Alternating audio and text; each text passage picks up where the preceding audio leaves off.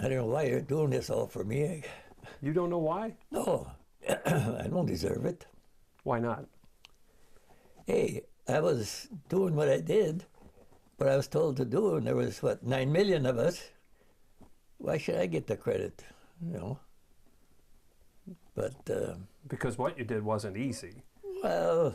And living this long is not easy. Well, that guy upstairs took care of that by living, so... What do you remember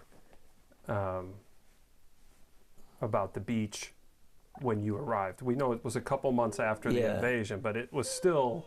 I don't remember much of it. All I know is there was a little bit of Army equipment laying around, and there was a steel helmet that had a hole through it. So evidently, they left it. Somebody didn't pick it up, so a lot of us saw it. And we didn't walk out. We had trucks. I was on artillery, and I was on a machine gun with the 450 caliber machine guns.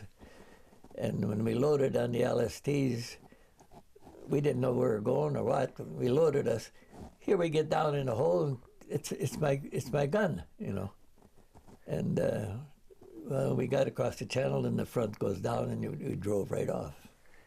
When you drove off and you went to that beach, did you know the extent of what had happened a few months earlier? No.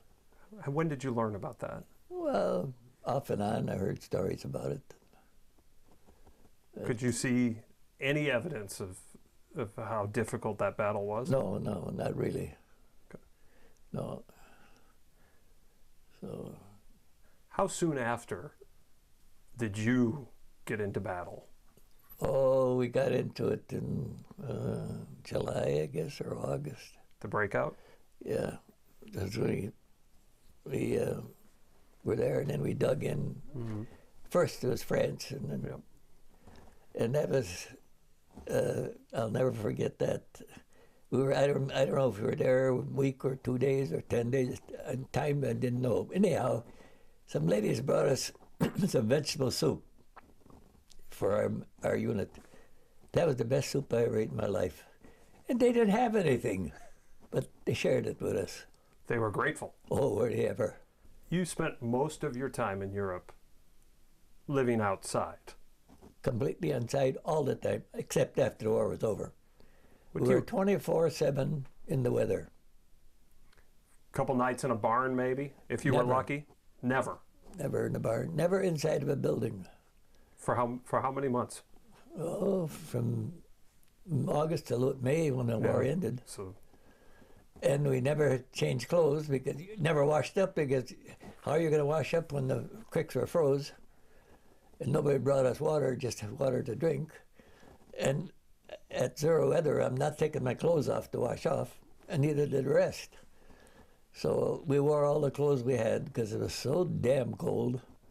And that was 24 hours, 7, and never stopped, that cold, once it came on, So that was the worst part of the whole thing, I think. If I played, we were supposed to shoot down strafer planes and light bombers. Well, if they came, they never got back. Because what do we have? 64 guns shooting at them. And if the whole battalion was there, but you never knew where you were or where the other part of the battery was. You were secluded to your 22 men, Right. Did you ever shoot one down that you know of? A plane? Well, we all shot. Who takes the credit? So. Did you see one go down? Oh yeah. Oh yeah. And our company commander says that's the credit to the battalion. So, good. As far as the planes, whatever our battalion was spread out, the first one that saw it notified everybody else by telephone. So we knew they were coming.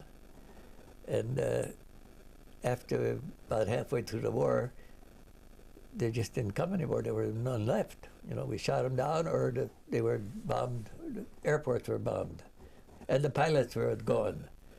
But they'd send unmanned bombs, and those buzz bombs, right? Buzz bombs, yeah. And at night it was real nice when they'd come, because you could see the fire, And when the flames stopped and noise stopped, then they started descending. Well, then they exploded. And shrapnel flew around all over. If they weren't coming directly over us, we'd just watch them, Right. day or night. And some of our planes tried to shoot them down, but they couldn't.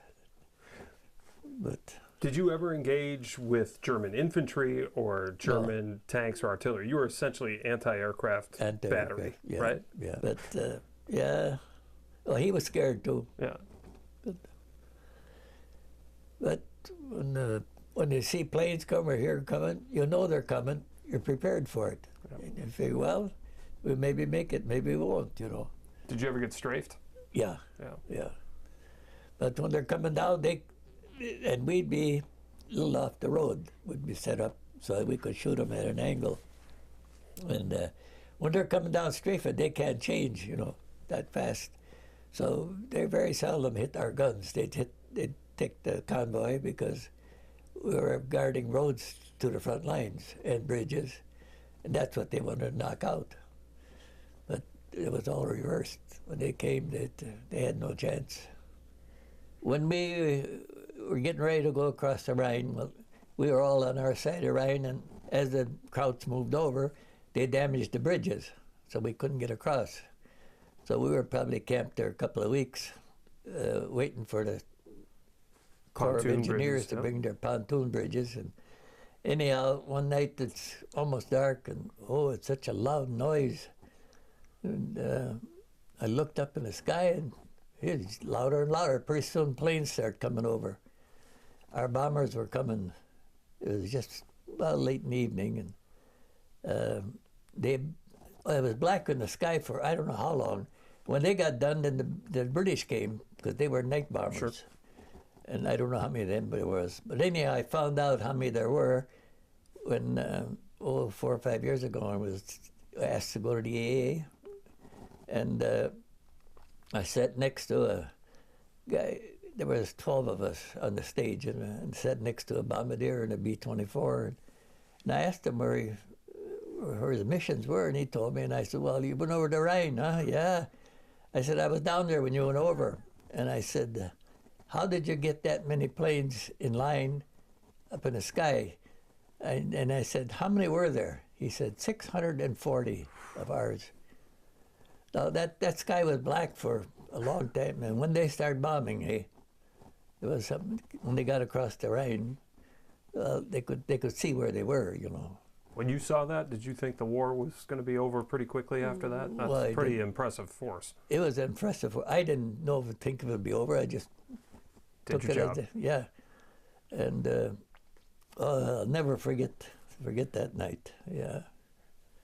I want to ask you about what you remember when you came across Buchenwald, the concentration camps. Yeah. What do you remember from that? And I've read a lot of veterans' accounts that experienced those types of things, Yeah. which really put why they were fighting in perspective, why we were there. I'm curious what you remember and if you had similar thoughts. Well, I had no idea the Germans were doing all of this, that they were killing all these Jews and other people. They were gassing them, And when I saw that gas chamber, there was all cyanide bombs, cans left all around. And anyhow, they didn't get time to clean them up before we got there. So anyhow, and the able bodies would take them out of there and load them on wagons, and they'd haul them over, maybe if you heard the barn, to a crematorium. So I went there and looked in the crematorium, opened the doors and looked in, and just bones, few bones, But I didn't know they were doing that. So that made us more anxious to get rid of Hitler and his regime, his Nazi regime. Well, I think one of the best was we're moving up to the front lines about halfway through the war, I guess. And anyhow, as we're moving, we have to take a 10-minute break every hour. That was standard SOP with the Army. And you take your shoes off and put your sock from this foot on this foot to get air in your Sure. feet. Anyhow, I'm doing that, and the guy hollered, "Hey, Jack!" Hey, nobody knew me by the name of Jack. I was nickname. And I looked up, and here's my classmate, Carl McGilvery. He wasn't in your unit? No, they were lost. You ran a classmate from Pulaski? Right. My neighbor, who I worked with, and we went visiting schools after the war was over. But anyhow, how did he pick me out? And I was probably leaning over, you know, and I had a helmet on, and he yelled, "Hi, Jack!" And how do you remember when that was? How long you had been in theater at that time? No, I don't. It's probably halfway through. I don't remember. But and then I saw him after the war, and because we took off, and his unit took off ahead of us, and he stayed talking to me and visiting, and I had to go with mine. And so after the war, I asked him, "You find your unit?" "Yeah," he said. "Next day I found them, or they found me." But that was a happy, happy moment. Oh, that's crazy. Yeah. And all that area. What unit was he? An artillery also? Was he an infantry guy? He was driving a Jeep. He was driving a Jeep. Okay, yeah, so. And he said, "Our officers are lost." He said, he said, "They're 90-day wonders. They don't know where they're at." So anyhow, we didn't talk about that much. Just they said they were lost. And yeah, I dated his sister too before I went into service. Oh, I'll be darned. Yeah, so it was pretty emotional when I saw him. Yeah. Small world. Yeah, isn't it though? Small war, which wasn't a small war at all. No. Well, he also asked, what's your worst memory? Worst is when I was pulling guard duty. That was my worst. You know, we had password, and you had to ask the question, "Who is it? Are you a friend or foe? And what's the password?" If you got no answer, then we always carried a clicker. If you clicked and it didn't get a click back, you know, then it's not one of us.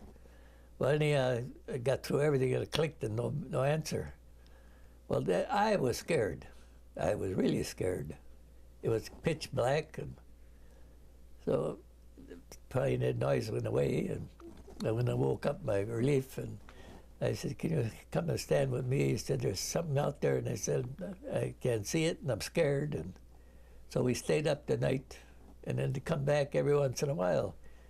In daylight, here we find out it's a cow. Farmer's cow got loose, and she'd come and smell the equipment or whatever. It made noises, and she never answered when you talked to her. But that was the time I was most scared of during the whole war, because I knew I'm close to death right there, you know. But instead, you were close to a cow. Yeah, but instead I was close to a cow. Made you feel like home once you found out it was a cow, Yeah, right? well, was I relieved when I saw it was a cow.